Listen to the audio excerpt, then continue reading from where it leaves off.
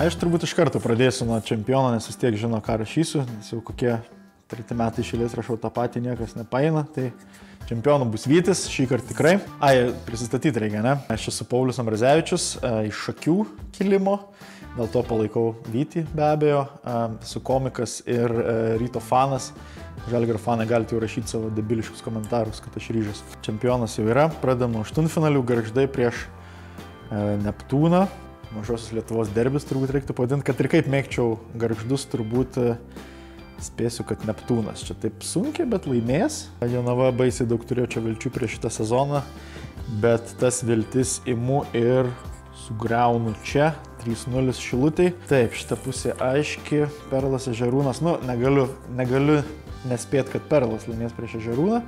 Bet tarkim, kad 3-1, Domantas Vilys, ten po 22 taškus mes serijoje pamatysit. Na, žinau, kad Delikatesas jau laimėjo vienas rungtynes ir laimėjo daug, tai turbūt viskas taip vyks ir toliau. Žalgirio dubleriai tegul neiškovojo nė vieną tašką, bet čia viskas labai objektyviai dėl to, kad geriausių komandų žaidėjai jau žaidžia vyrų Žalgiryje. Spėsiu, kad 3-1, gal tokia vieną netyčia ištrauks.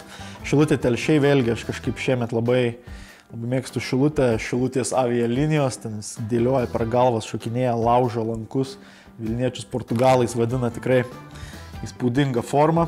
3, Telšiai 2, čia bus Šilutė, čia Perlo jaunimo kelionė ir baigsis, anksčiau pasibaigs sezonas, galės egzaminams susikaupti, mokslo metai vis tiek dar bus nepasibaigę, tai tarkim 3-1, Delikatesas prieš Sūduvą, maisto derbis, Dešros prieš Bulkas, bet gal vis dėlto Sūduva vis tiek, jie visada favoritai visur būna, kur tik žaidžia. Nu ir ką?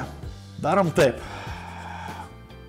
Kuršiai finale susitiks su Vyčiu ir Vytis taps čempionais šiemet jau tikrai, bet naudingiausių žaidėjų taps vis tiek Dželinas Railį, kitais metais jisai žais Liuksemburgo lygoje, sakyčiau, vidury perės į Vokietijos 3 lygą.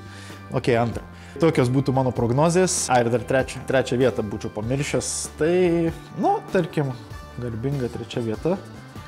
Sūduva man tinka. Jiem vis tiek, jiem nėra prasmės laimėti NKL, nes vis tiek, jeigu pateks LKL, neturės kur žaisti, kiek gali tuose mokyklose.